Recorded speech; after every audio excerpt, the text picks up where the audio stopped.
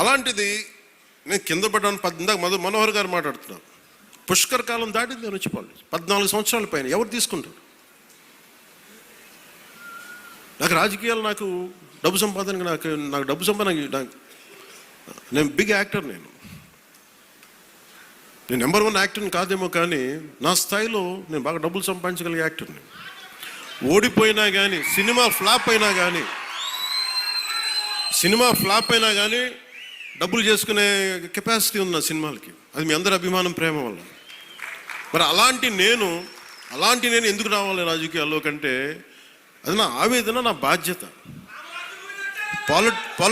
Politics నా బాధ్యత. అంటే ఎంతసేపు ధాన్యం పండించి దోచేసుకోవడం తప్ప తిరిగి ఇద్దామని గుణం లేకపోతే ఏమవుతుంది?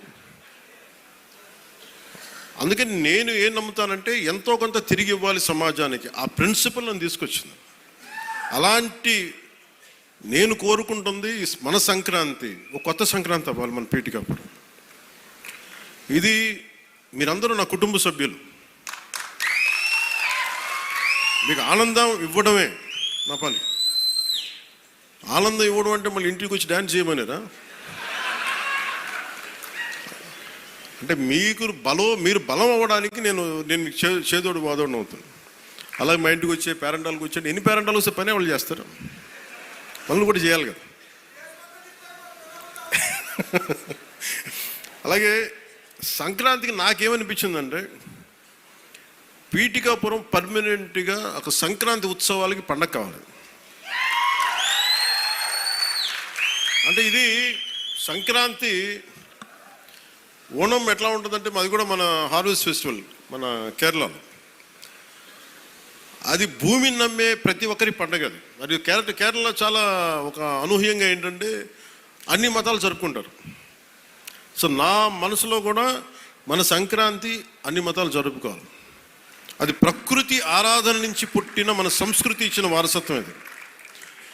ఈ వారసత్వాన్ని భవిష్యత్ తరాలకి అందించడం మన బాధ్యత. ఈరోజు పీఠికాపురంలో జరుగుతున్న సంక్రాంతి సంబరాలు మనకి భవిష్యత్తులో అందరికీ అలాంటి జ్ఞాపకాలని ఇవ్వాలని మనస్ఫూర్తిగా కోరుకున్నాను.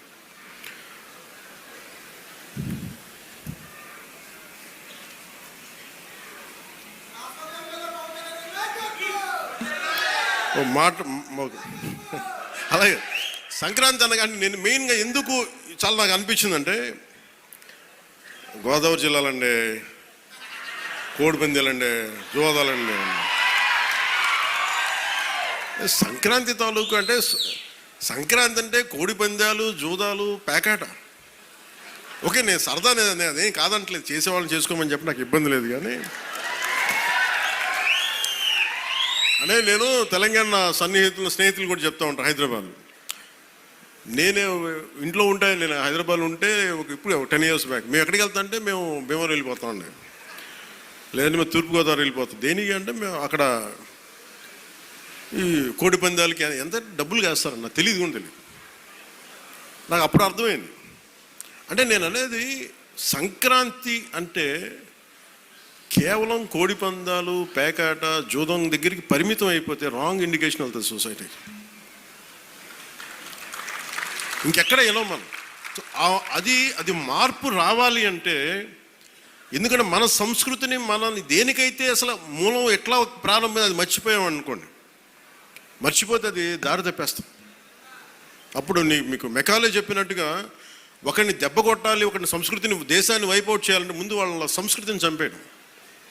సో ఇది సంస్కృతి మూలాల్ని పరిరక్షించడానికి, మర్చిపోకూడదని చెప్పడానికే ఈ వేడుక ఈ రోజున పీఠిక. ఇది మొత్తం రాష్ట్రంలో ప్రతి నియోజకవర్గంలో ఇది అవ్వాలి. ఇది గోదావరి జిల్లాలో సంక్రాంతిని కోడిపందాలు ₹1 చేతులు మారుతాయి అనే మాట పోవాలి. సంక్రాంతి నుంచి భోగి మంటల్లో కలిపేయాలి. సరదాగా చేసుకుంటారో ఏం చేసుకుంటారో అది వేరే, కానీ అది మట్టుకు ప్రత్యేకంగా కనిపించకూడదు. ఇది ఆప్యాయతానురాగాల గురించి, పంచే మనస్తత్వం గురించి చెప్పుకోవాలి.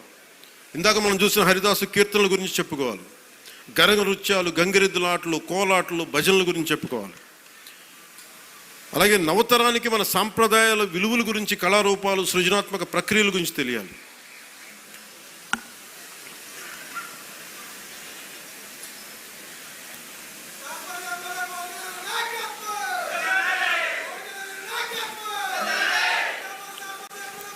సో నా ఉద్దేశంలో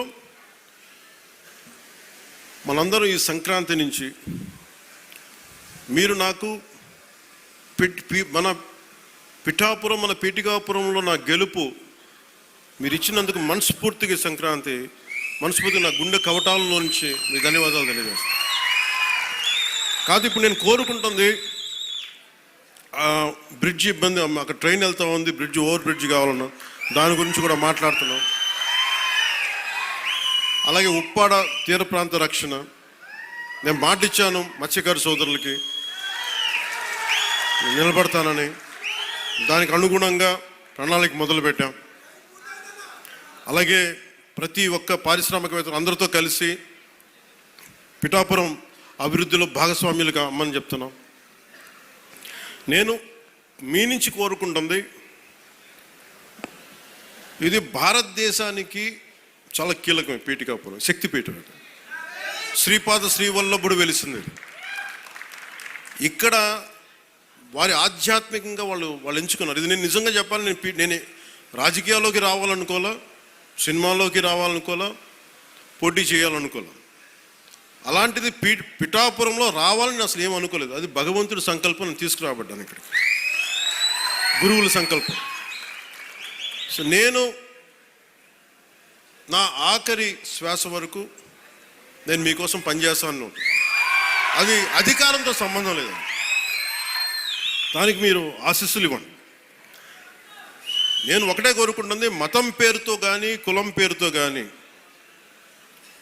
వర్గాల పేరు మీద కానీ గొడవలు తీసుకొచ్చే వాళ్ళని మటుకు మీరు వారికి మీరే బాధ్యతను తెలియచేయాలి.